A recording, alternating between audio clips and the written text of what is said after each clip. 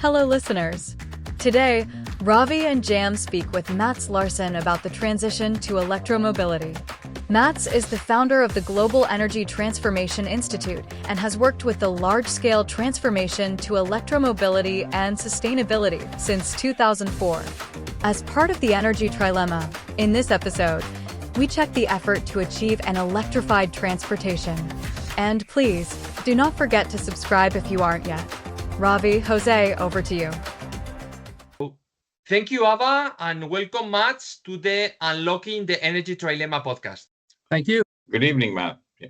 So, as we do with all our speakers, I would like to ask you to share with our audience a fact or figure that is relevant for you with the energy trilemma and the topic of today, which is transportation and the electrification and energy transition. So what do you bring us, Mats? Yes, I've studied the amount of resources that will be needed in order to change all vehicles in Europe to electric. And in order to do that, about half the electricity that is currently produced in a year in Europe would have to be needed.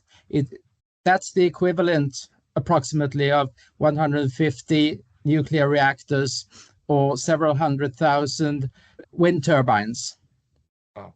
Matt, as we shift from it seems like you would like this electrification requirement come through renewable or nuclear sources. So as we shift from centralized fossil-based systems to distributed renewable energy networks, how much regulation evolved to support the flexibility and resilience of the network?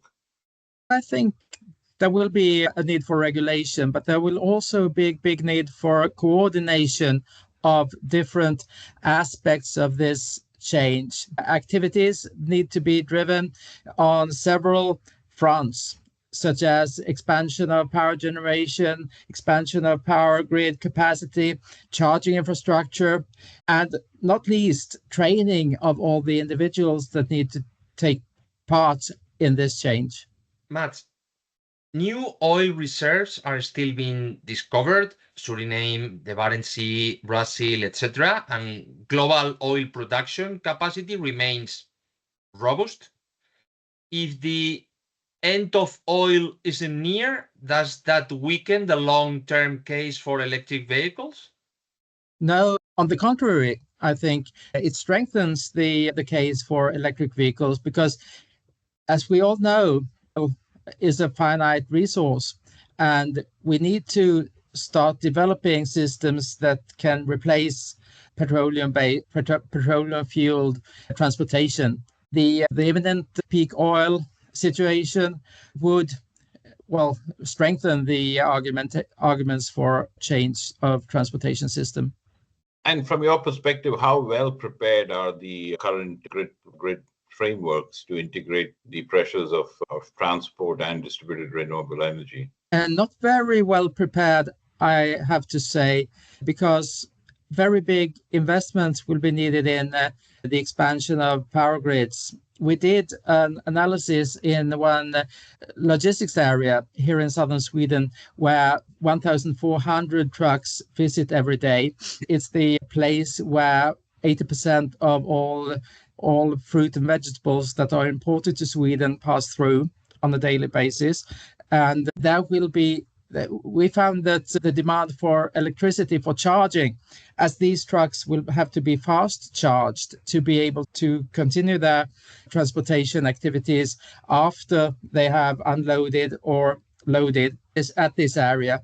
And to achieve that, very big charging capacity will be needed and large investments will be needed in grid capacity if all these trucks will be electric in the near future. You touched a very important point because EV sales only represent part of the story. To electrify transportation, there is also a need for large expansion of charging infrastructure. And I understand, roughly speaking, that there are about 2 million public charging stations in China, and in the rest of the world, there are like 1.5 million charging stations, of which half of it they could be in Europe, let's say.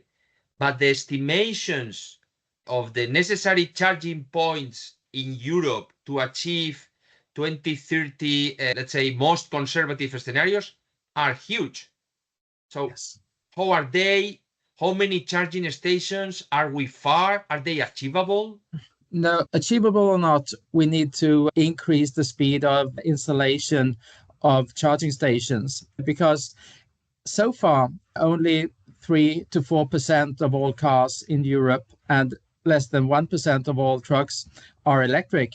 And we haven't even started to experience a situation where a large share of all vehicles are electric, not in any country. But in the leading countries, we have 14, 15% electric cars in Sweden, but still there, 50% of those are hybrids with small batteries. So we haven't experienced the situation where a large amount of electricity will be needed for charging. But McKinsey in 2022, I think, they made a project investigating how much will have to be invested. And they found that installation of new charging stations will have to increase by about tenfold or more in order to meet the requirements over the coming decades. Mats, both electric roads, smart charging infrastructure, these sound very promising. In your view, what are the biggest technical and market barriers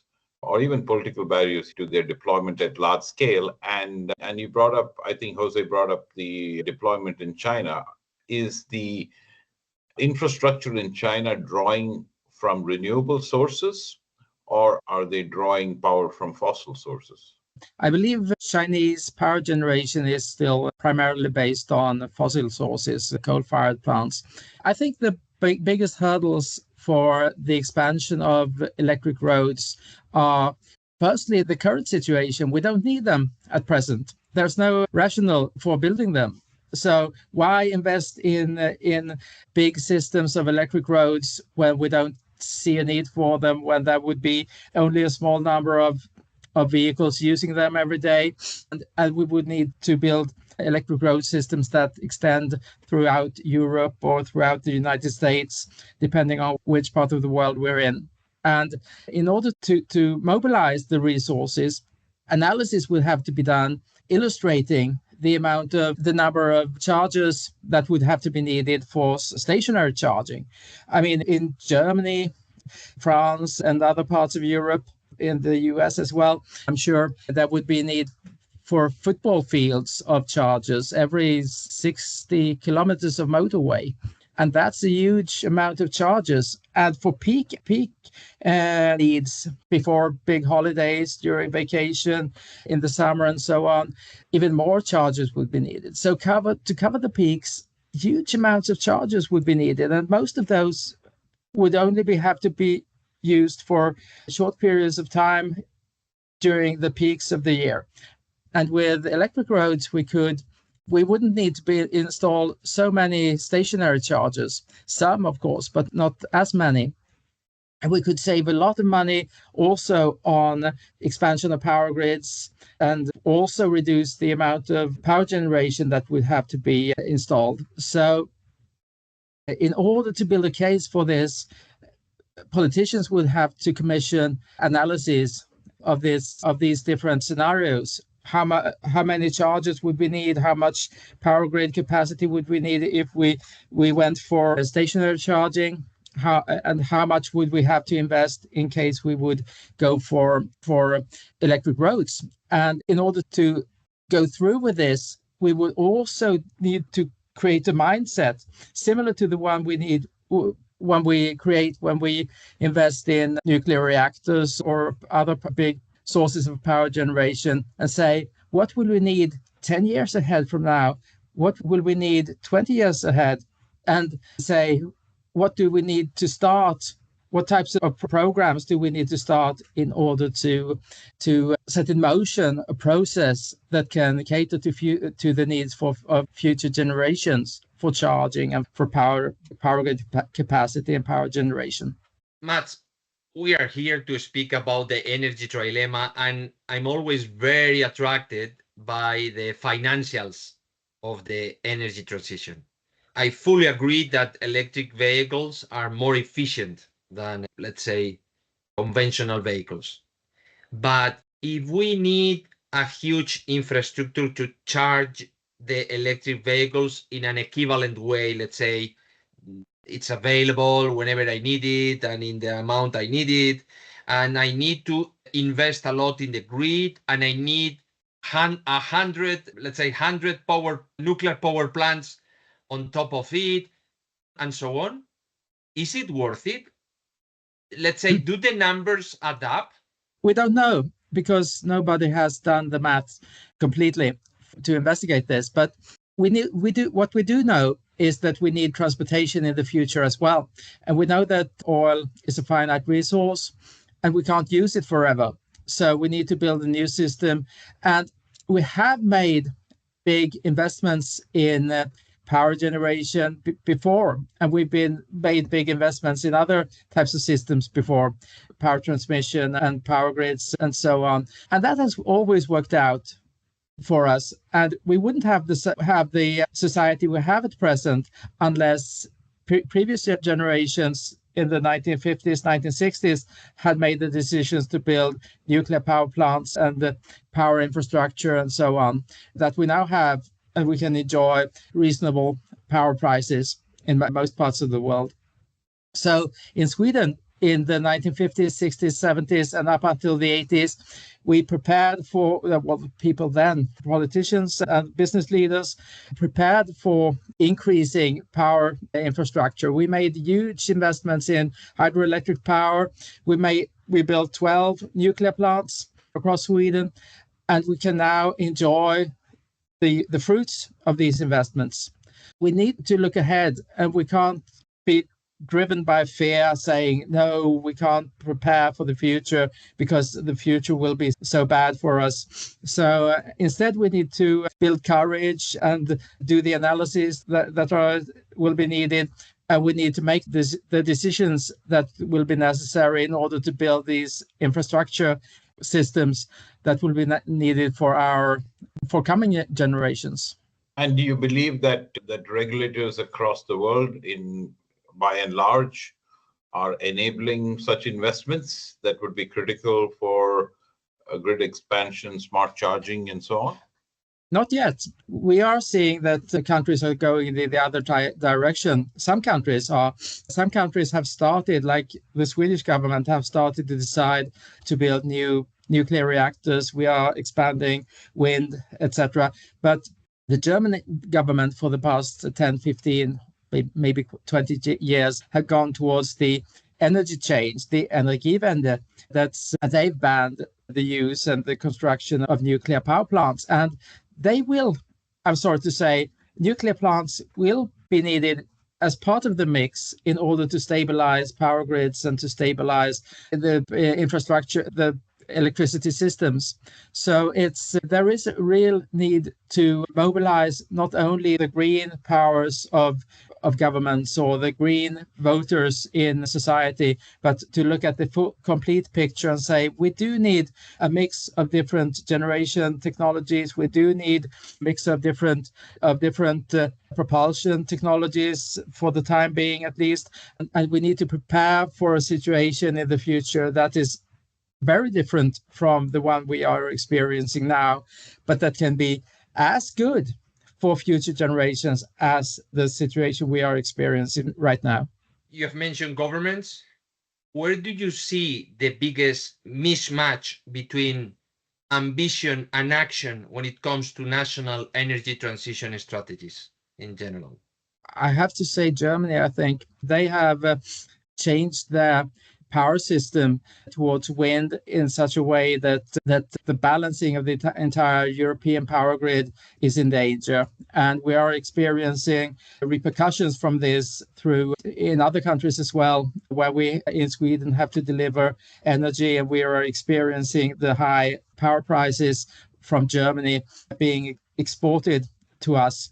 And we also see the failure in Spain earlier this year as an example of what can happen if the generation systems get out of balance and we don't have enough base load power to support the systems when, for example, solar goes down. Excellent. So I think that was a great discussion, Jose. Do you have any final questions for Mark? Well, as we ask to all the speakers, I would ask you, if you had a magic wand and you could unlock the energy trilemma, what would you do?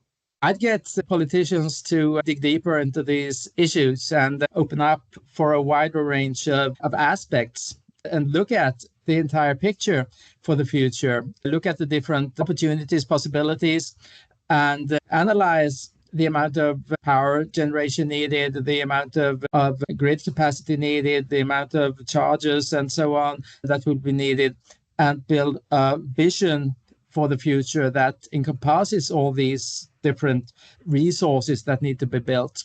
Fantastic. Mats, thank you very much for joining us in the podcast, and we'll follow the Institute and you in the media. Thank you very much, Ravi and Jose. Thank you, Matt. Thank you very much. Appreciate it. We hope you liked this conversation. Follow us on LinkedIn or subscribe for free to the podcast on the platform of your choice, Spotify, Amazon, YouTube, or Apple. Because in the next episode, Ravi and Jam will speak with another expert in the industry to unlock the energy trilemma.